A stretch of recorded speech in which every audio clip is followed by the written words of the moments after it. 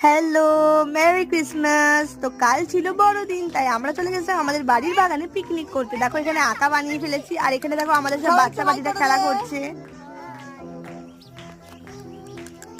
এটা ছিল আমাদের বাচ্চা পার্টির পিকনিক। দেখো আমরা সবাই বাচ্চারা মিলে এটা করছিলাম, মানে আমি আর আমার বোন শুধু বড় ছিলাম, যাই হোক। তো এখানে আমার বোন মুড়ি মাখাচ্ছিল, কারণ সকালবেলা আমরা মুড়ি চানাচুর খাওয়া বলে ঠিক করেছিলাম।